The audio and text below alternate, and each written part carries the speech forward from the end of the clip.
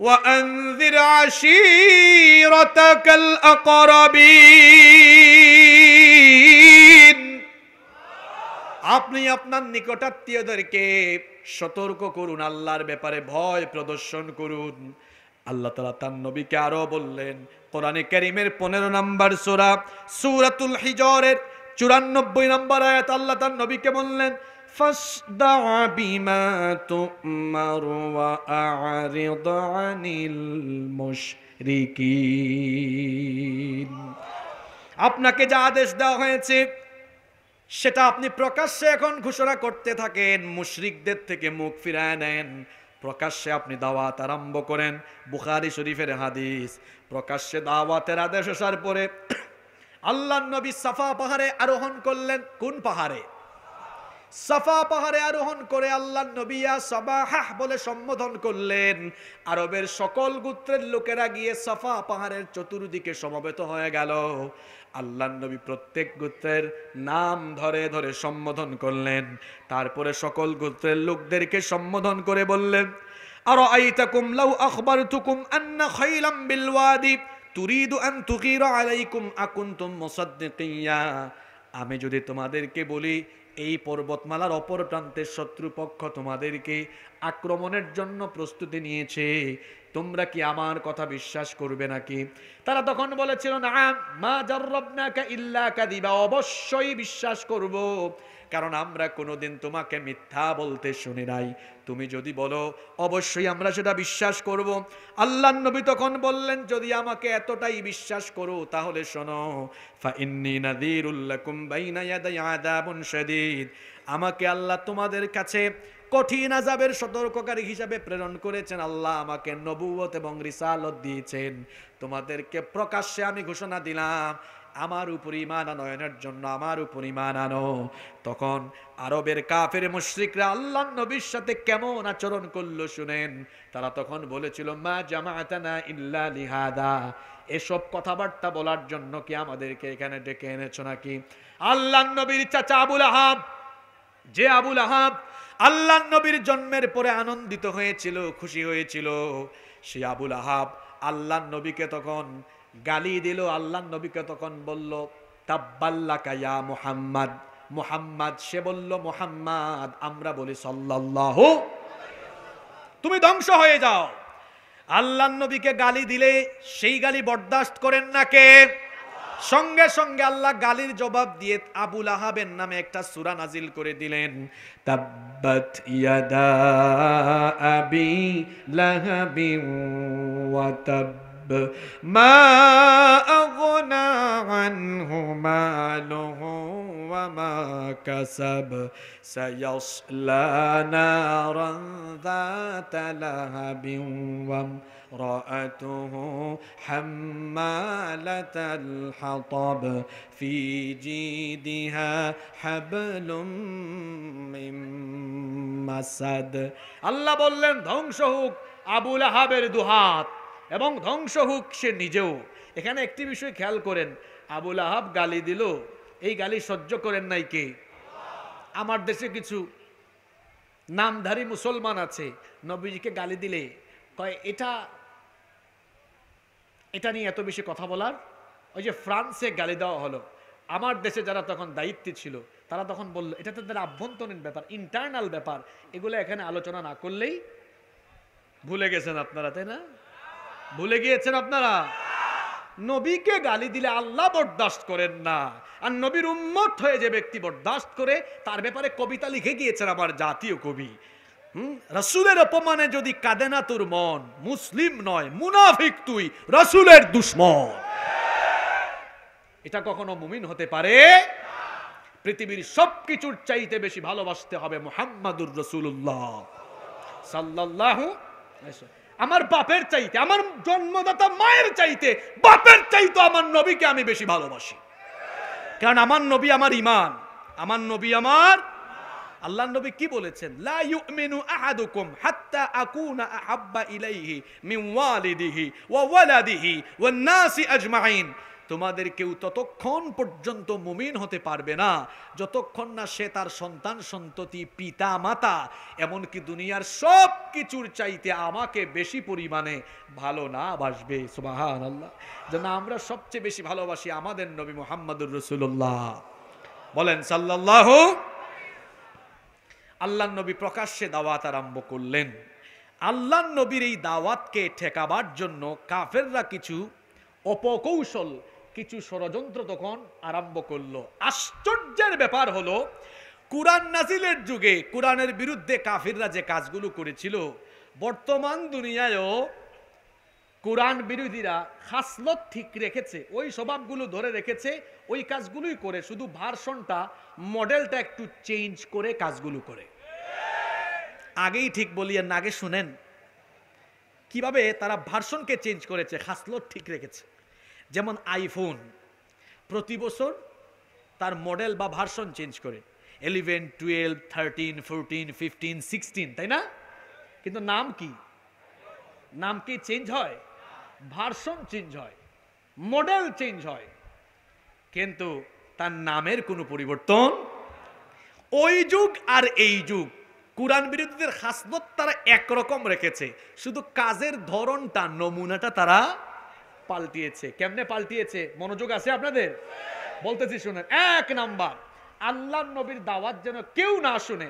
এতদিন তারা নবীজিকে বলেছে আল আমিন, কুরআনের দাওয়াত দেওয়ার পরে বলে ইন্নাকা লামাজনুন, নিশ্চয়ই তুমি পাগল। নাউজুবিল্লাহ পড়তে মন চায় না। নবীজিকে বলছে সাহির, তুমি জাদুকর। নবীজিকে বলেছে তুমি কাযযাব, মিথ্যাবাদী।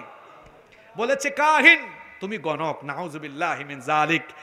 বুঝলাম না, শিশুকাল গেল, কৈশোরকাল গেল, তারুণ্য গেল, যৌবন গেল, তাদের চোখের সামনে এই মহামানব বেড়ে উঠলেন, কোনোদিন গালি দেয় নাই তারা, এখন 40 বছরের পরে গালিগালাজ করে কেন কোরআনের কথা বলার?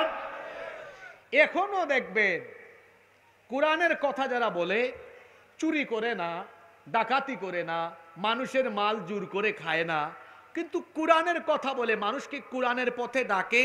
কোরআন বিরোধীরা তাদের পূর্বপুরুষদের খাইসলত ধরে রেখেছে, শুধু গালির স্টাইলটা একটু চেঞ্জ করেছে। ওই যুগে এরা বলতো পাগল, জাদুকর, গণক, মিথ্যাবাদী, আর এই যুগে তারা গালির ভার্সনটা একটু চেঞ্জ করে যারাই কোরআনের কথা বলে এদেরকে বলে জঙ্গি, এদেরকে বলে মৌলবাদী, এদেরকে বলে স্বাধীনতা বিরোধী, এদেরকে বলে যুদ্ধাপরাধী। হ্যাঁ, খাসলত ঠিক আছে, মডেল শুধু। কথা বলেন না কেন আপনারা? খাসলত ঠিক আছে, মডেল শুধু। আপনাদের কি মনে হয় আল্লামা দেলোয়ার হুসাইন সাঈদী তিনি যদি কোরআনের কথা না বলতেন তাকে কি রাজাকার বানানো হতো? শুধুমাত্র কোরআন প্রচার প্রতিষ্ঠার কথা বলার কারণেই তাকে যুদ্ধাপরাধ, মানবতা বিরোধী মিথ্যা নাটক মঞ্চস্থ করে অন্যায়ভাবে শহীদ করে দেওয়া হয়েছে।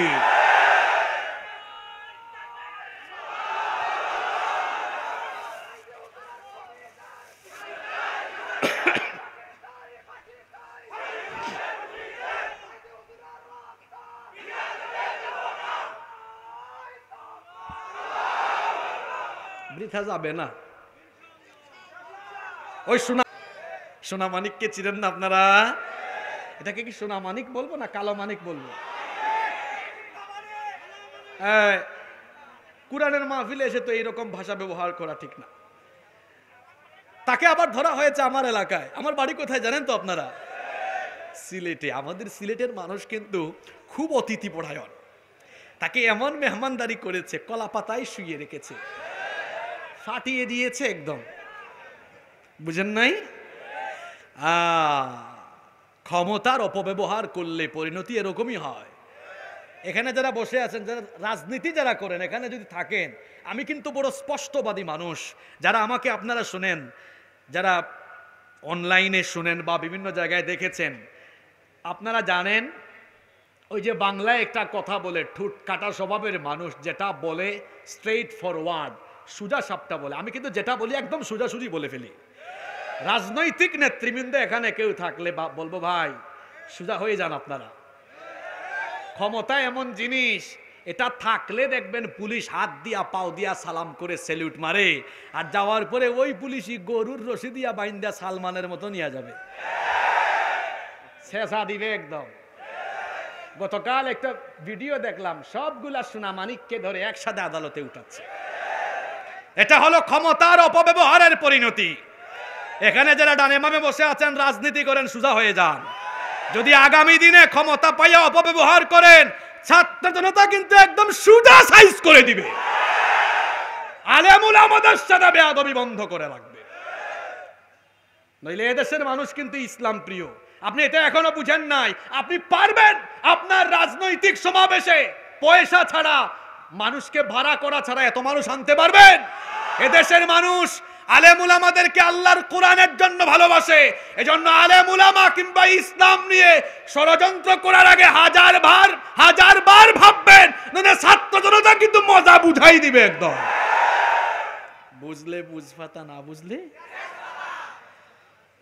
বলছিলাম খাসলট ঠিক আছে, নমুনা ভার্সন শুধু এক নাম্বার গালিগালাজের স্বভাব ওই যুগেও ছিল, এখনো। দুই নম্বরে কি করেছে, আরেক খবিশ কুরাইশ বিখ্যাত ব্যবসায়ী কাফের, তার নাম হলো নজর বিন হারিস। নামটা মুখস্থ করে যান, নজর বিন। এই ব্যবসায়ী দেখলো আল্লাহর নবীর কণ্ঠের তিলাওয়াত যেখানেই হয় সেখানে মানুষ গিয়ে জড়ো হয়ে যায়। সুবহানাল্লাহ। আচ্ছা বলেন তো, আপনারা আলেমদের কণ্ঠের তিলাওয়াত শুনলে, হজে গেলে, ওমরায় গেলে, হারামাইন শরীফাইনে গেলে কোরআনের তেলাওয়াত শুনলে মনে হয় আসমান থেকে কোরআন নাজিল হচ্ছে। সুবহানাল্লাহ। আমার দেশেও তো অনেক বিশ্বজয়ী হাফেজরা আছে, তাদের তেলাওয়াত শুনলে দেখবেন কলিজা ঠান্ডা হয়ে যায়। তো এদের তেলাওয়াত যদি এমন হয়, আর এদের তেলাওয়াত শুনলে যদি মানুষের কলিজা এমন শীতল হয়, তো যার কাছে কোরআন নাজিল হয়েছে সেই মহামানব যখন কোরআন পড়তেন, উনার সামনে যারা থাকতো তাদের অনুভূতি কেমন হতো চিন্তা করেন তো। আল্লাহু আকবার, আল্লাহু আকবার। এই জন্য কাফেররা সারাদিন করতো বিরোধিতা, আর রাতের বেলা তারা আবার নিজেরাই ঘুমাইতে পারতো না। ইস, যদি একটু মুহাম্মদ আমরা বলি সাল্লাল্লাহু, একটু যদি তার কণ্ঠে কোরআনটা শুনতাম তাহলে দিলটা ঠান্ডা হইতো। দিনের বেলা আবু জাহাল, উতবা, সাইবা মানুষকে বলে খবরদার মুহাম্মদের কাছে যাইও না সাল্লাল্লাহু। রাতের বেলা আবার সবগুলা একত্রিত হয়ে সবগুলা কি করে, ঘুমের থেকে ওইটা। এক রাতে হইল কি কাহিনী, উতবা গিয়ে এক দেয়ালে কান পেতেছে, সাইবা গিয়ে আরেক দেয়ালে, আবু জাহাল গিয়ে আরেক দেয়ালে কান পেতে মন ভরে। আল্লাহর নবী তো রাতের শেষ অংশ ঘুমাতেন না, তাহাজ্জুদে দাঁড়িয়ে আল্লাহর কালাম তেলাওয়াত করতেন। সুবহানাল্লাহ। এরা মন ভরে কোরআন শুনতেছে, দেখে ফজর হয়ে যাচ্ছে, ধরা খাওয়ার আগে বাড়ি যাওয়ার জন্য রওনা দিবে। এক কাফেরের মুখামুখি আর এক কাফের, কিরে তুই এখানে কেন? সে বলে তুই এখানে কেন? দিনের বেলা ঠিকই বিরোধিতা করতো, রাতের বেলা কোরআন শুনতে যেত। আল্লাহর নবীর জবান মুবারক থেকে কোরআন বের হলে মানুষ পঙ্গপালের মতো জমায়েত হয়ে চাতক পাখির মতো তাকিয়ে অপলক নয়নে তাকাতো আর মন ভরে দিল ভরে শুনতো। কুরাইশ বিখ্যাত, কুরাইশ কুখ্যাত এই কাফের ব্যবসায়ী নজর বিন হারিস, সে চিন্তা করলো, সে বলল মুহাম্মদ, আমরা বলি সাল্লাল্লাহু আলাইহি ওয়াসাল্লাম, এগুলো পুরাতন দিনের কাহিনী শোনায়, কাফিরদের কথা কোরআনে আছে, ইন হুয়া ইল্লা আসাতিরুল আউয়ালিন, এগুলো পুরনো দিনের রূপকথা। সে বলল ঠিক আছে, আমিও কিছু কাহিনী মুখস্থ করে আছি। চলে গেল সিরিয়ায়, চলে গেল পারস্যে, চলে গেল ইরাকের হিরায়, বাগদাদে, অনেক এলাকা সফর করে সে ইস্ফেন্দারিয়া, রুস্তম এবং বিভিন্ন পূর্ববর্তী সম্রাট রাজা বাদশাদের বীরত্ব গাথা কাহিনী মুখস্থ করে এসে মক্কায় বলল, এসো এসো আমার মজলিসে বসো, দেখো আমি কত সুন্দর সুন্দর বীরত্ব গাথা কাহিনী তোমাদেরকে শোনাতে পারি। আপনারা বলেন তো, এই যে আমরা 1 ঘন্টা 1.5 ঘন্টা যদি আমাদের বাপ দাদার কিচ্ছা শোনাইতাম বা অন্য কোনো কথা শোনাতাম, আপনাদের সহ্য হইতো? অন্য কোনো বক্তৃতা 2-3 মিনিটের বেশি 10 মিনিট হয়ে গেলেই মেজাজ খারাপ হয়ে যায়, কিন্তু আল্লাহর কোরআন চলতে থাকলে খারাপও লাগে না, শুধু মজা লাগে, শুধু মজা লাগে। সুবহানাল্লাহ। এটা কোরআনের সুধা, এটা কোরআনের সুধা।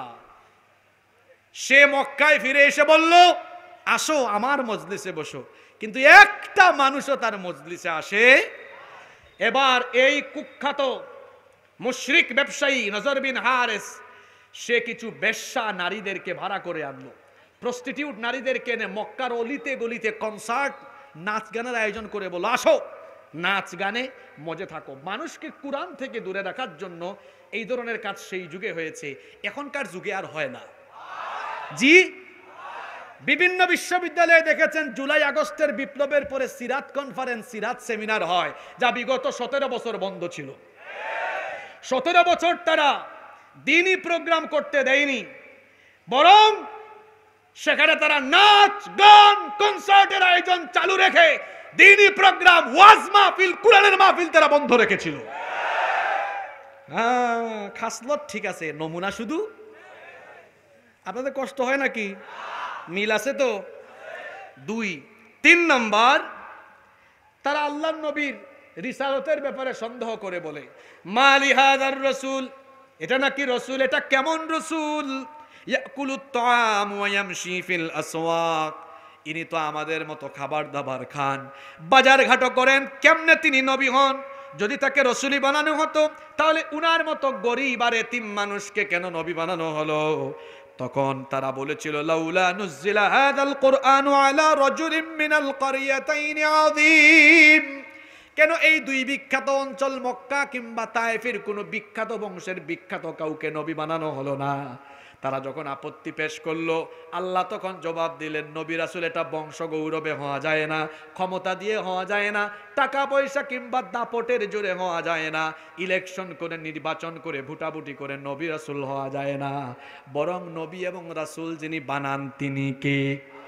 আসতে বলবেন না, জোরে বলেন তিনি কে? সকল নবীদেরকে নবুয়ত এবং রিসালতের জন্য যিনি নির্বাচন করেছেন তিনি কে? এইভাবে করে কাফিররা আল্লাহর নবীর দাওয়াতকে বাধাগ্রস্ত করার জন্য বিভিন্ন ধরনের অপচেষ্টা করলো। একবার এসে বলে, তুমি যে নবী হয়েছে এটা আমরা কেমনে বিশ্বাস করতাম? আকাশের চাঁদকে 2 টুকরা করো, তাইলে বিশ্বাস করব। আল্লাহর নবী চুপ হয়ে গেলেন।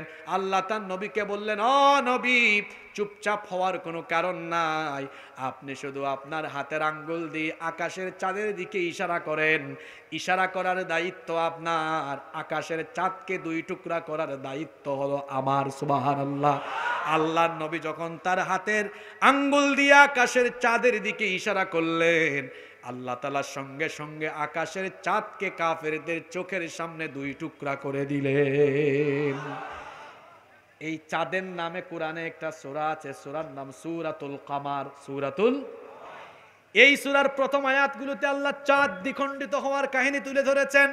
ইকতারাবাতিস সাআতু ওয়ানশাক্কাল কামার ওয়া ইয়ারাউ আয়াতান ইউরিদু ওয়া ইয়াকুলু সিহরুম মুস্তামির ওয়া কাযযাবু واتبعوا أهواءهم وكل أمر مستقر। আল্লাহ তাআলা বলছেন, কিয়ামতের সময় নিকটবর্তী হয়েছে আর চাঁদ 2 টুকরা হয়েছে। কাফিররা নিজের চোখে এটা দেখলেও ঈমান আনয়ন করে।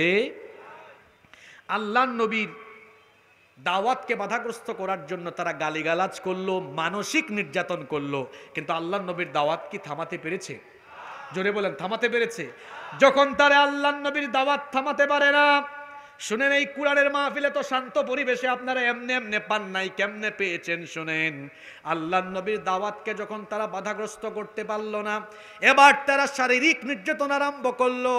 আমরা যখন নামাজে মসজিদে নামাজে দাঁড়াই, ফ্যানের নিচে দাঁড়াই, এসির নিচে দাঁড়াই, কত আরাম করে আরামের কার্পেটে আমরা নামাজ আদায় করি, কিন্তু আল্লাহর নবী যখন নামাজে সাজদায় যেতেন, কাফিরের দল আল্লাহর নবীকে এমন কষ্ট দিয়েছে, উটের নাড়ি ভুঁড়ি এনে এবং তাদের ময়লা আবর্জনার স্তূপ এনে আল্লাহর নবীর মাথার উপরে ফেলে চলে যেত। নাউজুবিল্লাহ। এই রকম করে তারা আল্লাহর নবীকে নির্যাতন করেছে, কষ্ট দিয়েছে। বুখারী শরীফের মধ্যে হাদিস এসেছে, আল্লাহর নবী একবার কাবার চত্বরে সালাত আদায় করছিলেন। এক নিকৃষ্ট কাফের, তার নাম হলো উকবা বিন আবি মুআইত, সে এসে তার গামছা দিয়ে আল্লাহর নবীকে গলার মধ্যে গামছা দিয়ে পেঁচ দিয়ে আল্লাহর নবীকে কাবা শরীফের চতুর্দিকে টানা হেচড়া করে কষ্ট দিয়েছে। আবু বকর রাদিয়াল্লাহু আনহু এই দৃশ্য যখন অবলোকন করলেন, সঙ্গে সঙ্গে তিনি এসে আল্লাহর নবীকে হেফাজত করে বললেন, আতাকতুলুনা রাজুলান আইয়াকুলা রাব্বি আল্লাহ, এই অপরাধীকে তোমরা এই মানুষটাকে হত্যা করে ফেলবা নাকি যিনি ঘোষণা করেছেন আল্লাহ আমার রব, আমাদের রব কে? আরো জুড়ে বলেন আমাদের রব কে? আল্লাহ আমার রব, এই রবি আমার সব। আল্লাহ আমার রব, এই রবি আমার সব। দমে দমে তনু মনে তারি অনুভব। আল্লাহ আমার রব, এই রবি আমার সব। সুবহানাল্লাহ। আল্লাহর নবীকে এভাবে নির্যাতন করা হয়েছে। শুধু তাই নয়, আল্লাহর নবীর সাহাবীদের উপরেও নির্মম নির্যাতন এসেছে। কোরআন নাজিলের যুগেও কোরআনওয়ালারা নির্যাতন নিপীড়নের জাতাকলে পিষ্ট হয়েও কোরআনের আন্দোলনে তারা ইস্তেকামত থেকেছেন। কিয়ামত পর্যন্ত এই পথে থাকলেও বাতিলদের নির্যাতন নিপীড়নের সম্মুখীন হলে বাতিলদের সামনে মাথা নত করা যাবে না। বিলাল উমাইয়া বিন খালফের একজন গুলাম, তিনি ইসলামের কারণে এত মর্যাদা বাড়ল, তিনি তো ইসলামের প্রথম মুয়াজ্জিন হয়ে গেলেন। সুবহানাল্লাহ কইতে ইচ্ছে করে না। উমাইয়া বিন খালফের গোলাম ছিলেন, তাকে ধরে আনা হলো, খাওয়া দাওয়া বন্ধ করে দেওয়া হলো, আর বলা হলো বিলাল তুমি যদি ইসলাম ত্যাগ না করো তাহলে তোমাকে না খাইয়ে মেরে ফেলা হবে। তিনি বললেন না খাওয়ায় মেরা ফেলো, তাও অসুবিধা নাই, আমাকে ঈমান ছাড়াতে পারবা? অবশেষে তাকে মরুভূমির অগ্নিতপ্ত বালির উপরে চিৎ করে শুইয়ে দিয়ে বুকের উপরে পাথর চাপা দিয়ে নির্মম ভাবে চাবক পিটা করা হয়েছে। শরীর থেকে গোশতগুলো উড়ে উড়ে গিয়েছে, রক্ত ফিনকি দিয়ে দিয়ে বের হয়েছে। উশৃঙ্খল যুবক তরুণদেরকে উটের দড়ি দিয়া তারা বেলাল রাদিয়াল্লাহু আনহুকে বেঁধে মক্কার চতুর্দিকে টানা হেঁচড়া করেছে। নির্যাতিত পরিবার হলো ইয়াসির রাদিয়াল্লাহু আনহুর পরিবার। ইয়াসির, তার স্ত্রী সুমাইয়া রাদিয়াল্লাহু আনহা এবং আম্মার, এই পরিবারের উপরে এমন নির্যাতন করা হয়েছে। গর্ত খনন করে কখনো কোমর পর্যন্ত, কখনো বা গলা পর্যন্ত দাবিয়ে দিয়ে নির্মমভাবে নির্যাতন করা হতো। আজকের মাহফিলে হয়তো মা বোনেরাও এসেছেন। মা বোনেরা শোনেন, ইসলাম প্রতিষ্ঠায় আপনাদের কত অবদান।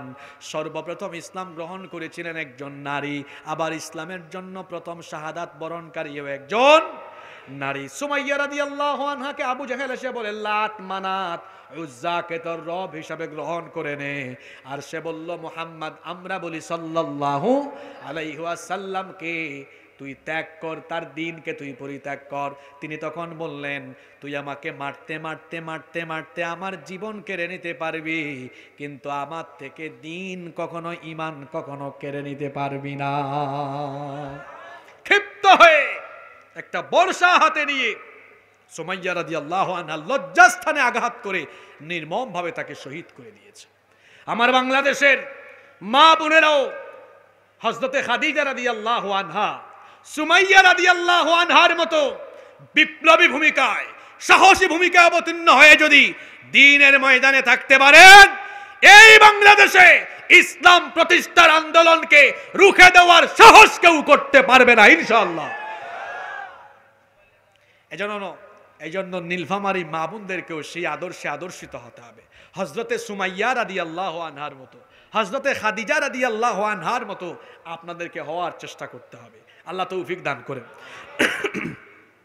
আল্লাহর নবী একদিন যাচ্ছেন, লক্ষ্য করলেন এই পরিবারের উপরে নির্যাতন, বললেন সবরান আলা ইয়াসির, ইয়াসিরের পরিবার তোমরা ধৈর্য ধারণ করো, ফা ইন্না মাউইদাকুমুল জান্নাহ, কারণ আল্লাহ ওয়াদা করেছেন তার জান্নাত তোমাদের জন্য অপেক্ষা করছে।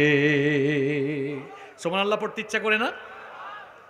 চতুর্দিকে যখন এই রকম নির্যাতন চলছে, শুনেন আমি পয়েন্টগুলো একটা একটা করে বলছি। গোপন দাওয়াত, প্রকাশ্য দাওয়াত, মানসিক নির্যাতন, শারীরিক নির্যাতন, চতুর্দিকে যখন আরম্ভ হয়েছে, গোটা মক্কায় আর্তনাদ, আহাজারি, চিৎকার বেরা গেল। ওইদিকে তো খাব্বাব রাদিয়াল্লাহু আনহু, এত মজলুম মানুষ। 17 বছর আপনারা পাগল হয়ে গিয়েছিলেন। আমরা মাঝে মাঝে মসজিদের মিম্বরে দাঁড়ালে বা পাবলিক আমাদেরকে পেলেই বলতো হুজুর আল্লাহর সাহায্য কি আসবে না? কি এমন আর নির্যাতন এসেছিল খাব্বাবের উপরে, কি কঠিন পরিস্থিতি এসেছিল শুনেন। হযরতে ওমর রাদিয়াল্লাহু আনহু খাব্বাব রাদিয়াল্লাহু আনহুকে একদিন খালি গায়ে দেখলেন তার কোমরটা বড় চিকন, পিঠের মধ্যে বড় বড় গর্ত হয়ে আছে। জিজ্ঞেস করলেন, ভাই খাব্বাব, তোমার কোমর তো চিকন কেন, পিঠের মধ্যে এত বড় বড় গর্ত হয়ে গেল কেন?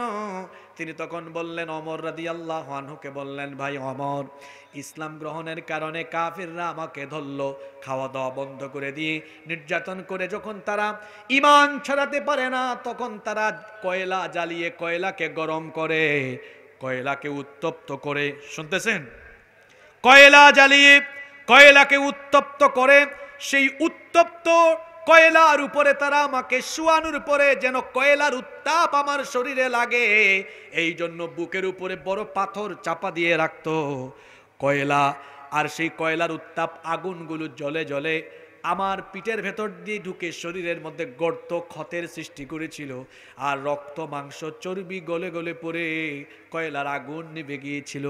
এই রকম করে নির্মম নির্যাতন নিপীড়ন যখন চতুর্দিকে আরম্ভ হলো, আল্লাহর নবী তখন মুসলমানদের একটা গ্রুপকে, প্রথম গ্রুপকে তখন হাবশায় তিনি হিজরতের জন্য পাঠিয়ে দিলেন। হাবশায় সেখানে একজন খ্রিস্টান রাজা ছিলেন নাজ্জাশী। প্রথম পর্যায়ে 12 জন মুসলমান, 12 জন পুরুষ এবং 4 জন নারী ওসমান বিন আফফান রাদিয়াল্লাহু আনহুর নেতৃত্বে হিজরত করলেন। মুসলমানরা মদিনায় হিজরতের আগে হিজরত করেছেন কোথায়? হাবশায়। জোরে বলেন কোথায়? হাবশায়। এবং হাবশায় হিজরত করেছেন কয়বার? 2 বার। পরের বার হিজরত করেছেন 82 বা 83 জন পুরুষ, 18 বা 19 জন নারী। কাফেররা কিছু প্রতিনিধি পাঠিয়েছিল নাজ্জাশীর দরবার থেকে এদেরকে ফিরিয়ে আনার জন্য, কিন্তু এই অপচেষ্টা করে তারা এটা পারে নাই। চরম এই দুর্দিনে চতুর্দিকে যখন নির্যাতন চলছে, এই কঠিন সময়ে ইসলাম কবুল করলেন ইসলামের 2 বীর সিপাহসালার, হযরতে হামজা রাদিয়াল্লাহু আনহু এবং ওমর ইবনুল খাত্তাব রাদিয়াল্লাহু আনহু। সুবহানাল্লাহ পড়বেন না? যে 2 জনের নাম বললাম, এরা নরম না গরম? এরা কথা বলে পরে লাগাই দেয় আগে। ইসলাম প্রতিষ্ঠার জন্য যেমন কিছু নরম স্বভাবের মানুষ দরকার, ঠিক তেমনি হামজার মতো, ওমরের মতো কিছু তেজস্বী মানুষেরও দরকার আছে। আপনারা অনেক সময় বলেন না যে হুজুর মাঝে মাঝে আপনারা খুব গরম করে বক্তব্য দেন কেন? এটা বক্তৃতার একটা আর্ট। আল্লাহর নবীর বক্তৃতা, তিনি খুব নরম ভাষায় কথা বলতেন, মার্জিত ভাষায় কথা বলতেন। আবার হাদিসে এসেছে মাঝে মাঝে তিনি জোরে কথা বলতেন, মাঝে মাঝে তিনি এত রাগান্বিত হয়ে যেতেন বক্তৃতার মধ্যে যে তার চুল দাঁড়িয়ে যেত, তার চেহারা রাগে অগ্নিশর্মা লাল হয়ে যেত। আল্লাহু আকবার! এটা বক্তৃতার একটা আর্ট। নরম কথাকে নরম করে বললে হয় না, গরম কথাকে নরম করে বললে হয় না, গরম কথাকে গরম করেই বলা। ওমর রাদিয়াল্লাহু আনহু তাই করতেন। আপনাদের কি মনোযোগ আছে না চলে গেছে? আমরা আর বেশিক্ষণ না, 12 থেকে 15 মিনিট এই জায়গাতে ভালো ভালো পয়েন্ট আছে। মূল শিক্ষাগুলো এখানে। শেষ ভালো যান, জোরে বলেন, শেষ ভালো যান। এবার 2 জন বীর পুরুষ ইসলাম কবুল করেছেন। একজনের নাম কি?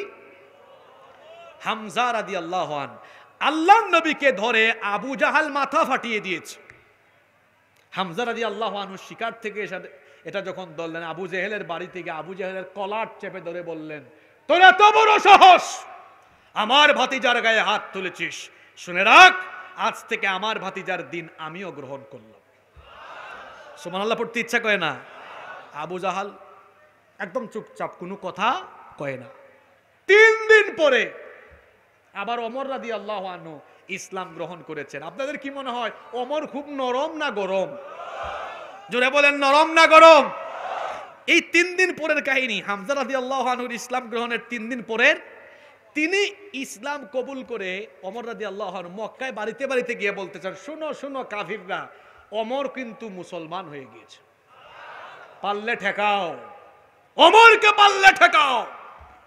কেউ কি দাঁড়িয়েছে? জোরে বলেন।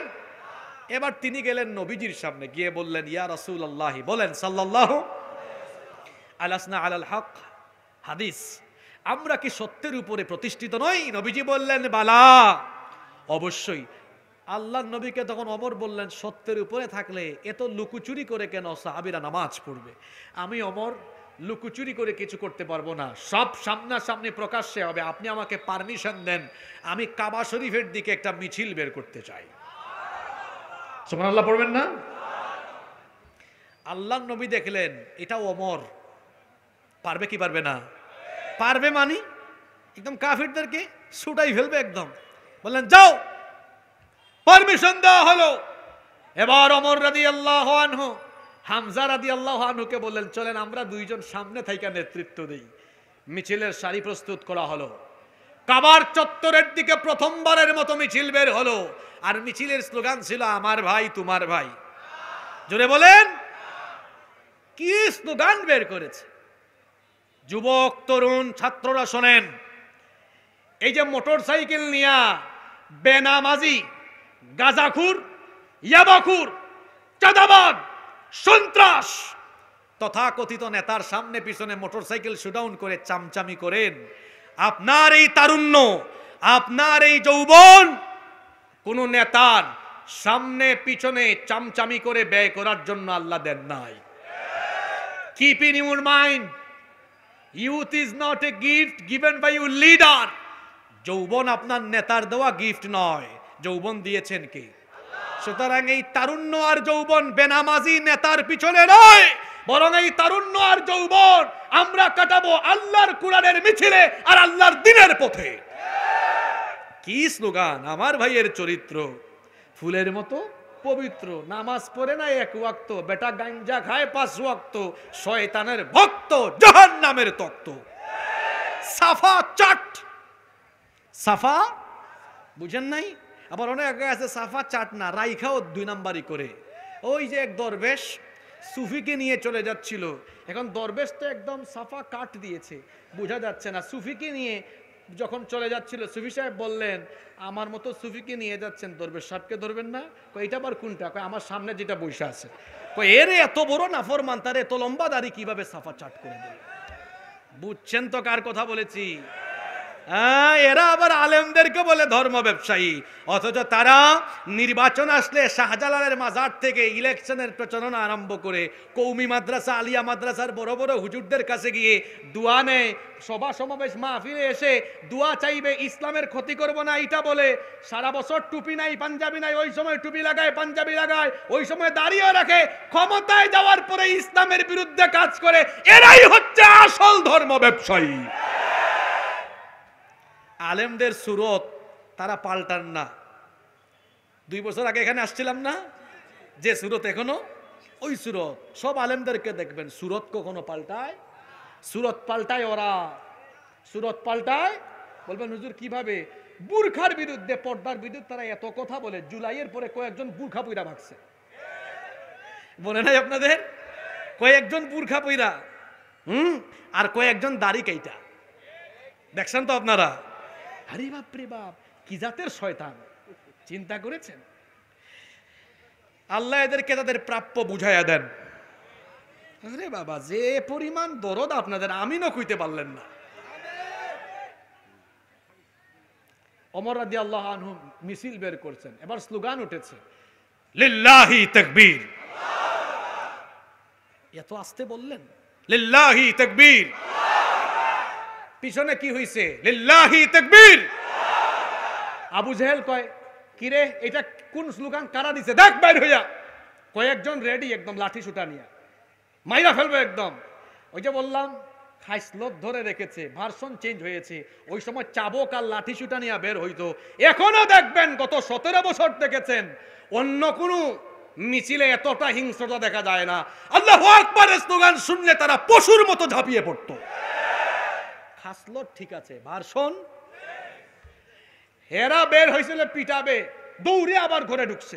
আবু জাহেল কয় কিরে ফিরে আসলি কেন? কয় লিডার ঘটনা খারাপ। কয় কি হয়েছে? কয় অমর তো দেখি সামনে নেতৃত্ব দেয়। আবু জাহেল কয় কি বলো? আমার মিটিং এ যে থাকতো, আমার দলের লোক ওখানে কিভাবে গেল? অবাক তারা। কেউ সেদিন ওই মিছিলকে ঠেকাবার জন্য সাহস করে এগিয়ে যেতে পারে? ওমর রাদিয়াল্লাহু আনহু তখন যুবক না বুড়া? জোরে বলেন। আজকে মাহফিলের আয়োজক যুবকরা, বেশিরভাগ উপস্থিত যুবক। এই যুবকরা কি মেসি আর নেইমারের আদর্শ নিজেদের মধ্যে ধারণ করবে না ওমরের আদর্শ নিবে? তাহলে আমার যুবক ভাইরা এখান থেকে ওমরের আদর্শ নাও, ওমরের আদর্শ গ্রহণ করে বেনামাজিদের পিছনে নয়, আল্লাহর নবীর আদর্শে আদর্শিত হয়ে আগামীর দিনগুলোকে আল্লাহর জমিনে আল্লাহর স্লোগান দেওয়ার জন্য প্রস্তুতি নিতে হবে। কথা বোঝা যায়? আবু জেহেল কয় তাড়াতাড়ি মিটিং ডাকো। শুনতেছেন তো আপনারা? অবস্থা খারাপ, আমাদের দলের লোক চলে গেছে। মিটিং ডেকে তারা বলে, শোনো, মুহাম্মদের সাথে ঠেলাঠেলি করে আর কোনো লাভ হবে?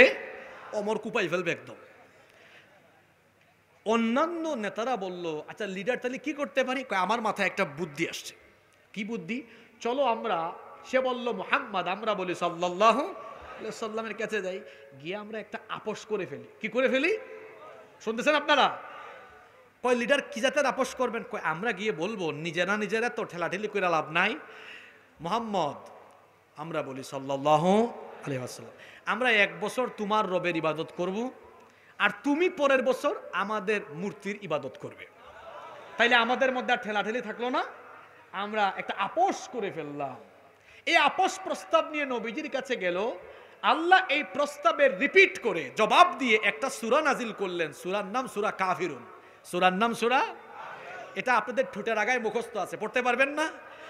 আল্লাহ জবাব দিলেন, ও নবী আপনি বলেন, কুল ইয়া আইয়ুহাল কাফিরুনা লা আ'বুদু মা তা'বুদুন ওয়ালা আনতুম আবিদুনা মা আ'বুদু ওয়ালা আনা আবিদুম মা আবাদতুম ওয়ালা আনতুম আবিদুনা মা আ'বুদ লাকুম দীনুকুম ওয়ালিয়াদিন। আপনি বলুন, হে কাফিররা, তোমরা যার ইবাদত করো আমি তার ইবাদত করি না, আমি যার ইবাদতকারী তোমরাও তার ইবাদত করো না। লাকুম দীনুকুম ওয়ালিয়াদিন। এটা কি কুরআন না বুখারী? জোরে বলেন। তিনি একবার বলেছিলেন, বুখারী শরীফে আছে, লাকুম দীনুকুম ওয়ালিয়াদিন। আপনারা মনে ভুলে গেছেন। উত্তরবঙ্গে তাজা তাজা শাকসবজি খাইয়া যদি ব্রেইনটারে তাজা রাখতে না পারেন, তো আমরা সিলেটিরা কি করব? আর তাজা কিছু পাই না তো। তিনি বলেছিলেন না একবার, লাকুম দীনুকুম ওয়ালিয়াদিন। বুখারী শরীফে আছে, ধর্ম যার যার, উৎসব সবার। ইন্না লিল্লাহি ওয়া ইন্না ইলাইহি। এটা অর্থ কি? লাকুম দীনুকুম ওয়ালিয়াদিন। কাফিরের গোষ্ঠী, শোন, তোদের ধর্ম তোদের, আমাদের দিন আমাদের। আল্লাহর নবী বললেন, তোদেরটা তোরা কর, আমাদেরটা আমরা করব। আপোষ প্রস্তাবে লাভ হলো না। এবার তারা দিল লোভনীয় অফার। কি অফার? জোরে বলেন, কি অফার? দেখো, তুমি আমাদেরই বংশের লোক, ঠেলাঠেলি করো না। নেতৃত্ব চাইলে নেতৃত্ব দিব। তুমি যদি চাও আরবের সবচাইতে সুন্দরী নারীকে তোমার সাথে বিবাহ দিব, টাকা পয়সা দিব, সম্পদ দিব, তারপরেও দয়া করে তোমার এই কোরআনের দাওয়াত বন্ধ করো। আল্লাহ নবী বললেন, যা যা দিতে চেয়েছ সব দেওয়া সম্ভব, যেটা অসম্ভব সেটা শোনো। আকাশের সূর্যকে আমার ডান হাতে আর চন্দ্রকে বাম হাতে এনে দেওয়া তোমাদের জন্য যেমন অসম্ভব, আমি মুহাম্মাদুর রাসূলুল্লাহ সাল্লাল্লাহু আলাইহি ওয়াসাল্লামকেও এভাবে কোরআনের পথ, দিনের পথ থেকে সরানো তোমাদের মতো কাফিরদের জন্য অসম্ভব। দেখছো কারবার? তারা কয়টাইলে ঠিক আছে, বয়কট করো। বয়কট, যেটা আধুনিক পরিভাষা হলো স্যাংশন। আধুনিক পরিভাষায় আমরা এটাকে বলি স্যাংশন। নিষেধাজ্ঞা আরোপ করলো। শিয়াবে আবু তালিবে আল্লাহ রসুল সহ মুসলমানদেরকে তারা 3 বছর বন্দি করে রাখলো। কিরকম করে? তারা অন্যান্য গোত্রদেরকে বলল, এদের সাথে উঠা বসা, লেনদেন, চলাফেরা, খাবার দাবার সরবরাহ করা, এমনকি এক্সপোর্ট ইম্পোর্ট, লেনদেন, বিয়ে শাদী সব বন্ধ। কয় বছর? 3 বছর অতি কষ্টে তারা জীবনযাপন করলেন। 3 বছর পরে এই বয়কট যখন শেষ হলো, এখানে একটা শিক্ষা নেন, আল্লাহর নবীও আল্লাহর কোরআন প্রচার প্রতিষ্ঠার জন্য জেলে। এখন আর কথা বেরোয় না। জোরে বলেন, জোরে বলেন। তাহলে এই পথে থাকলে জেল আছে না নাই? জোরে বলেন, জেল আছে না নাই? কিছু বেকুব, অশিক্ষিত, মূর্খ মুসলমান আছে, এরা কোরআন হাদিস ভালো করে পড়ে নাই। কোন আলেমকে ধরা হইলে কয়, মনে হয় তোলে তোলে কিছু করছেন, হইলে এমনি কেন ধরবে? বেকুব। তাইলে ইউসুফ আলাইহিস সালামকে কোন অপরাধে 10 বছর রাখা হয়েছে? আমার নবীকে কেন 3 বছর রাখা হয়েছে? পৃথিবীর অনেক পয়গম্বরদেরকে কেন জেলখানায় রাখা হয়েছে? এই পথই হলো জেল জুলুমের পথ, ঠিক কি না? 3 বছর পরে বয়কট। শেষ করা হলো, কিন্তু দুঃখ চলে আসলো। আল্লাহর নবীর চাচা আবু তালেব ওই বছরে মারা গেলেন। আল্লাহর নবীর বিবি খাদিজা রাদিয়াল্লাহু আনহা আম্মা জানো চলে গেলেন। সেটাকে বলা হয় দুঃখের বছর। কষ্টে পড়ে গেলেন আল্লাহর নবী। মক্কায় আর দাওয়াতের পরিবেশ নাই, কাফেরদের নির্যাতন, শেল্টার দেওয়ারও কেউ নাই। নবীজি চলে গেলেন তায়েফে। 10 দিন তায়েফে অবস্থান করলেন, কিন্তু তায়েফের লোকজন আল্লাহর নবীর সাথে কি ভালো আচরণ করলো? আল্লাহর নবীকে রক্তাক্ত করে তারা বিদায় করলো। পাথর মেরে মেরে তায়েফের দুষ্ট ছেলেরা আমার নবীর পবিত্র দেহ মুবারককে রক্তাক্ত করেছে। খেয়ে না খেয়ে দিন প্রচারের কাজে নিজেকে দিয়েছ বিলিয়ে, তায়েফের কাফিরেরা চিনল না এ আলো, দুষ্ট ছেলেদের পিছু দিল লেলিয়ে। পাথরের আঘাতে ক্ষত বিক্ষত হয়ে সারা শরীর থেকে রক্ত ঝরে। হে রাসূল তোমাকে ভুলি আমি কেমন করে, হে রাসূল তোমাকে ভুলি আমি কেমন করে। আল্লাহু আকবার। নির্যাতিত হয়েছেন, ফিরে আসার পরে আল্লাহ তার নবীকে মেরাজও করিয়েছেন। এর পরবর্তীতে কাফিররা যখন নবীকে হত্যার ষড়যন্ত্র করলো, আল্লাহর নবী তখন আল্লাহর আদেশে মক্কা থেকে মদিনায় হিজরত করলেন। এই মক্কায় গেল নবীর 13 বছর। জোরে বলেন কত বছর? আরো জোরে বলেন কত বছর? এই 13 বছরে কি হলো? কোরআনের তেলাওয়াত হলো, কোরআনের দাওয়াত দেওয়া হলো, কোরআনের দিকে আসার কথা বলা হলো। কিন্তু নবীজি কি খাইলেন? কথা বলছেন না কেন? সাহাবীরা কি খাইলেন? গেলেন কোথায়? মদিনায়। মদিনায় গিয়েছিলেন আউস আর খাজরাজ গোত্রের মীমাংসা বিবাদের জন্য। কিন্তু সেখানে গিয়ে মদিনাবাসী লোকেরা আল্লাহর নবীকে মদিনা পরিচালনার দায়িত্ব নবীর কাছে সুপর্দ করে দিল। সুবহানাল্লাহ। এবার আল্লাহর নবী সাধারণ কোনো ব্যক্তি নয়, মদিনা রাষ্ট্রের রাষ্ট্রপ্রধান। ইস, আল্লাহু আকবার, সুবহানাল্লাহটা বের হইল না এখন। আমার নবী আবার মদিনা রাষ্ট্রের রাষ্ট্র, জোরে বলেন রাষ্ট্র, রাষ্ট্রপ্রধান। একটু আধুনিক পরিভাষা ইউজ করি, মদিনা রাষ্ট্রের প্রেসিডেন্ট। এবার আমার নবী, জোরে বলেন, আমরা নবীর কি? জোরে বলেন। তো নবীর উম্মত হয়ে নবীর সব সুন্নত তো মানেন। সুরমা লাগানো সুন্নত রেখেছেন আপনার মধ্যে, টুপি লাগানো সুন্নত আপনার মধ্যে আছে, খাবার শেষে মিষ্টি খাওয়া সুন্নত আপনার সুন্নতের তালিকায় আছে, কদু খাওয়া লাউ খাওয়া সুন্নত আপনার তালিকায় আছে। কিন্তু আল্লাহর নবী যে আল্লাহর দেওয়া এই বিধান মোতাবেক রাষ্ট্র পরিচালনার জন্য রাষ্ট্রপ্রধান হয়েছেন, রাষ্ট্র আর সমাজ পরিচালনায় যে আল্লাহর নবীর উম্মতরা এগিয়ে এসে রাষ্ট্রপ্রধান হওয়া লাগবে, কোরআনের আইন প্রতিষ্ঠা করা লাগবে, নবীর উম্মত এই সুন্নতের ধারে কাছেও নাই। এখানে এসে তারা বলে ইসলাম আর রাজনীতি আলাদা। কি জাতের মূর্খ, কি জাতের মূর্খ, কি জাতের মূর্খ! ও কুরআন পড়েনি, ও হাদিস পড়েনি, ও নবীর জীবনী এখনো জানে না। ওর পড়াশোনা করা দরকার। ইসলাম আর রাজনীতি যদি আলাদা হয়, তাহলে আল্লাহর নবী 10 বছর শাসন করলেন মদিনা কিভাবে? তার সামরিক নীতি, তার যুদ্ধনীতি, তার সমাজনীতি, তার রাষ্ট্রনীতি কিভাবে ছিল? কোন কিতাবের আলোকে ছিল? কথা বলছেন না কেন? এই কুরআন এবার আল্লাহর নবী মদিনার রাষ্ট্রে প্রতিষ্ঠা করলেন। মদিনার সমাজ চলে, রাষ্ট্র চলে। এখানে চুরির বিচার হয়, ডাকাতির বিচার হয়, এখানে অন্যায় অপরাধের বিচার হয়। কোনো মানুষ সলিমুদ্দিন কলিমুদ্দিন আর অমুক পিতা অমুক চাচা অমুকের স্বামীর আইন দিয়ে নয়। কার আইন দিয়ে? কার আইন দিয়ে? কার আইন দিয়ে? আমার নবী জমিনে আইন প্রতিষ্ঠা করেছেন কার? এটা তো কইতে পারলেন না। কার? আপনি নবীর উম্মত, আপনি জমিনে কার আইন প্রতিষ্ঠার কাজ করবেন? জোরে বলেন, জোরে বলেন। জমিন কার? আইন চলবে কার? জমিন কার? আইন চলবে কার? এজন্য জুলাই আগস্টে হয়েছে গণবিপ্লব।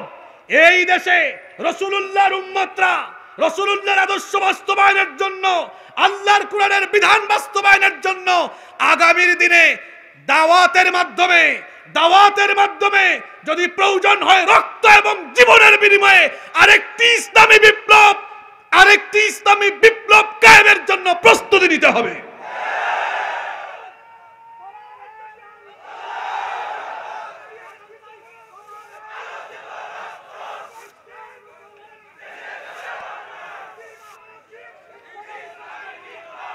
এই কোরআন, এদিকে তাকান, হা করে ওই দিকে না, এদিকে তাকান। এই কোরআন আমরা রেখেছি মসজিদে, আমরা রেখেছি মাদ্রাসায়। হ্যাঁ, মসজিদে মাদ্রাসায় কোরআন থাকতে হবে। মসজিদে মাদ্রাসায় যেমন কোরআন থাকবে, তেমনি সমাজ এবং রাষ্ট্র পরিচালনায়ও আল্লাহর কোরআনের আইন থাকতে হবে। আল্লাহর নবী সেটাই করেছেন, আল্লাহর নবী সেটাই করেছেন। আল্লাহ কোরআনে বলেছেন আমার আইনের বাস্তবায়ন ঘটাও। আল্লাহ কোরআনে বলেছেন কুনতুম খায়রা উম্মাহ, তোমাদের যাদেরকে কোরআন দিয়েছি তোমরা শ্রেষ্ঠ জাতি। কি জাতি? দেখছেন এরা সাহস করে কইতে পারলো না, এরা যে শ্রেষ্ঠ জাতি। আমরা কিসের জাতি? আল্লাহর ভাষায় কুনতুম খায়রা, আল্লাহ বলছেন কুনতুম খায়রা উম্মাতিন উখরিজাত লিন-নাসি তা'মুরুনা বিল মা'রুফি ওয়া তানহাউনা আনিল মুনকার। তোমরাই সর্বোত্তম জাতি, উখরিজাত লিন-নাস, তোমাদেরকে মানবতার কল্যাণের জন্য বের করা হয়েছে। কি দায়িত্ব তোমাদের? তা'মুরুনা বিল মা'রুফ, তোমরা সৎ কাজের আদেশ দিবে, ওয়া তানহাউনা আনিল মুনকার, অসৎ কাজে নিষেধ করবে। এবার আপনারা আমাকে বলেন, আমাদের এই সমাজে, আমাদের এই রাষ্ট্রে ইসলামকে, কোরআনকে আমরা কি আদেশের জায়গায় নিতে পেরেছি, নাকি এখনো অনুরোধ করতে হয়? কথা বের হয় না কেন এখন? উদাহরণ দিলে বুঝবেন। এই যে পাঠ্যপুস্তকের মধ্যে বান্দরের গোষ্ঠী বান্দ্রামি ঢুকে গেল, এরপরে ইউনূস সাহেব আসার পর থেকে আলেমুলামারা বলেই যাচ্ছেন এখানে আলেমুলামাদের প্রতিনিধি ঢুকান। এই যে আমরা বলি, বলার সময় বলি মাননীয় সরকার দয়া করে এটা করার অনুরোধ রইল। আমরা কি সরকারকে আদেশ দিয়ে বলতে পারি না অনুরোধ করি? কথা বলছেন না কেন? আপনার এলাকায় অন্যায় চলছে, অপরাধ চলছে, প্রশাসনকে গিয়ে আদেশ করেন, হাই বেটা এটা কর, এই ওসি সাহেব এটা করেন, তো আদেশ করেন না অনুরোধ করেন? জুড়ে বলেন। তাহলে কোরআনে আল্লাহ বললেন ইসলাম থাকবে আদেশের জায়গায়। এটা প্যাসেঞ্জার সিটে নয়, থাকবে কোথায়? ড্রাইভিং সিটে। থাকবে কোথায়? এখন আপনারা আমাকে বলেন, বাংলাদেশে কি সেই জায়গায় ইসলামকে আমরা নিতে পেরেছি? ওই জায়গা পার্লামেন্ট, সেক্রেটারিয়েট, বঙ্গভবনে যেদিন আল্লাহর কোরআন আর কোরআনওয়ালা লোকদেরকে ঢুকানো যাবে, অনুরোধ করে নয়, মিনিস্ট্রি থেকে, সচিবালয় থেকে আদেশ করে করে বাংলাদেশের অন্যায় আর অপরাধকে বন্ধ করে দেওয়া হবে। এই জন্য ইসলামকে আদেশের মাকামে নিয়ে যাওয়ার জন্য কাজ করতে হবে। বাংলাদেশে ৬৮,০০০ গ্রাম আছে। ৬৮,০০০ গ্রামে ৬৮,০০০ হুজুর যদি একই দিনে আলোচনা করেন, ওয়াজ করেন, বয়ান করেন, মানুষকে বুঝান, নারীরা পর্দায় থাকেন, ভাইরা ঘুষ ছাড়েন, দুর্নীতি ছাড়েন, কি মনে হয় ওয়াজে ১০০ ভাগ মানুষ ভালো হয়ে যাবে? শতকরা কয়েক % ভালো হবে, সামষ্টিকভাবে ভালো। সবাই নামাজ আদায় করবেন, নামাজের ১ ঘন্টা ওয়াজ কোরআন দিয়ে হাদিস দিয়া করলাম, আপনাদের কি মনে হয় সবাই চলে যাবে? আমার দেশে এমন বহুত ফজর আলী আছে যাদের ফজর কোনোদিনও হয় না। কথা বুঝেন নাই? তার নাম ফজর আলী, ঘুম থেকে উঠে দুপুর 12টায়। ফজর আলীর ফজর নাই। অনেক মানুষের নাম ইমান আলী, তার ইমান। অনেক মানুষের নাম কুরবান আলী, কুরবানি দেয় না। অনেক মানুষের নাম রমজান আলী, রমজান মাসে দুপুর 12টায় গাঞ্জা খায়। কি বলেন, আছেন এরকম? তো আমরা ওয়াজ করে বললাম ভাই নামাজ পড়েন, কিছু মানুষ নামাজি হয়ে যাবে, কিন্তু সবাই। পার্লামেন্টে কোরআনওয়ালা লোকদের থেকে আদেশ আসলো নামাজ না পড়লে বেত লাগানো হবে। ভয়ের চুটে দেখবেন কিভাবে মসজিদে দৌড় মারে। ওই সৌদি আরবের মতো অবস্থা হবে, দোকান খোলা রেখে মসজিদে দৌড় মারবে। তাহলে কি বুঝলেন? ওয়াজ দিয়েও মাঝে মাঝে, ওয়াজ দিয়েও যা হয় না, মাঝে মাঝে সেটা আদেশ করে করে কোরআনকে আদেশের জায়গায় রাখলে পরে সেটা সম্ভব হয়। আর যদি ওই আদেশের জায়গাগুলোতে আলেম ওলামারা থাকতেন, ইসলামিস্টরা থাকতেন, বান্দ্রামি শিক্ষা ঢুকতো। শিক্ষা ব্যবস্থার কথা জানেন না আপনারা? হ্যাঁ, আরে বাপ রে বাপ, কত আমরা ছোটবেলায় কি সুন্দর সুন্দর জিনিস শিখেছি। তুলি দুই হাত করি মোনাজাত, হে রহিম রহমান, কত সুন্দর কবিতা। আমাদের দেশে হবে সেই ছেলে কবে, কথায় এরা বড় হয়ে কাজে বড় হবে। জাতীয় কবির কত সুন্দর সুন্দর কবিতা ছিল। চল চল চল, ঊর্ধ্ব গগনে বাজে মাদল, নিম্নে উতলা ধরণী তল, অরুণ পাতের তরুণ দল, চল রে চল রে চল। কি বিপ্লবী বিপ্লবী কবিতা। আর এখন এই যে গত কয়েক বছরে ঢুকছে, হাট্টিমা টিম টিম, তারা মাঠে পারে ডিম, তাদের খাড়া দুটো শিং। আরে বাপরে বাপ, এইটা যে লিখেছে এ মনে হয় লেখার আগের রাতে কয়েক বোতল খাইছে। আপনারা হাসিয়েন না, কেন খাইছে বললাম, এই যে বললো হাট্টিমা টিম টিম, তারা মাঠে পারে ডিম, এখানে একজন স্যারও আছেন, এই যে সে লিখলো যারা মাঠে পারে ডিম এদের নাকি খাড়া দুইটা শিং। আপনারা আমাকে দেখান শিংওয়ালা প্রাণীর ডিম পারে? তো আমি যে তারে বললাম হে কয়েক বোতল খাইছে, আমি কি ভুল বলেছি? শিং আছে এমন কোন প্রাণী ডিম দিতে? মিথ্যা কথা আমাদের বাচ্চাদেরকে শেখানো হয়েছে। তারপরে আলু ভর্তা কিভাবে বানাতে হয়, ডিমবাজি কেমনে করতে হয়, নাটক ফাটক, নাচ গান, আবুল তাবুল শিক্ষা দিয়ে আমাদের পরবর্তী প্রজন্মকে ধ্বংস করার অপচেষ্টা করা হয়েছিল। এখন আবার সংস্কারের কথা বলেও এমন এমন লোককে ঢুকানো হয়। আচ্ছা, এদেশে 90% মানুষ মুসলমান। মুসলমানের দেশে শিক্ষা ব্যবস্থা প্রণয়নের ক্ষেত্রে ধর্মীয় মূল্যবোধের বিপরীতে যায় কি যায় না, এটা দেখভাল করার জন্য সেখানে কি কোনো ইসলামিস্ট বা ইসলামী গবেষক বিশেষজ্ঞ রাখা দরকার না? আপনাদের কি মনে হয় দরকার কি না? এটা করার জন্য বলতে বলতে আমরা টায়ার্ড হয়ে গেছি, ক্লান্ত হয়ে গেছি। ওই যে আমরা আদেশের জায়গায় নাই, আদেশের জায়গায় ইসলামকে নিতে পারি নাই। যদি নেওয়া হতো তাহলে এই বিবর্তনবাদ, যেটাকে আধুনিক বিজ্ঞান ডাস্টবিনে ফেলে দিয়েছে, ডারউইনের সেই বিবর্তনবাদ তত্ত্ব জাফর ইকবালরা কুড়িয়ে এনে বান্দর থেকে মানুষ হয়েছে ঢুকিয়েছিল, যদি ইসলাম আদেশের জায়গায় থাকতো এই অশিক্ষা কুশিক্ষার জন্য অনুরোধ করা লাগতো না, অশিক্ষা কুশিক্ষাকে বঙ্গোপসাগরে নিক্ষেপ করে দেওয়া হতো। তাহলে শেষ কথা হলো, আজকে আল্লাহর কোরআন যে শোনালাম, কোরআন হলো এটা প্রিন্টেড কোরআন, আর আমার নবী হচ্ছেন প্র্যাকটিক্যাল কোরআন। সুবহানাল্লাহ। তিনি যেমন কোরআন তেলাওয়াত করেছেন, কোরআন শুনিয়েছেন, কোরআনের দাওয়াত দিয়েছেন, তেমনি তিনি এই কোরআনের আলোকে একটি সমাজ, একটি রাষ্ট্র গঠন করেছিলেন। আমরা রাসূলুল্লাহর উম্মত হিসাবে আমরাও এই কোরআন তিলাওয়াত করব, কোরআন পড়ব, বুঝবো, কোরআনের রঙে রঙিন হব, এবং রাসূলুল্লাহ যেভাবে কোরআনের আদর্শ বাস্তবায়ন করেছেন আমরাও কোরআনের আদর্শ বাস্তবায়নের জন্য সবাই আমরা প্রাণপণে চেষ্টা করব। কারা কারা রাজি আছেন দুহাত তুলে আল্লাহকে দেখান তো। মাশাআল্লাহ, আল্লাহ আমাদের হাতগুলোকে কবুল করেন, বলেন আমিন।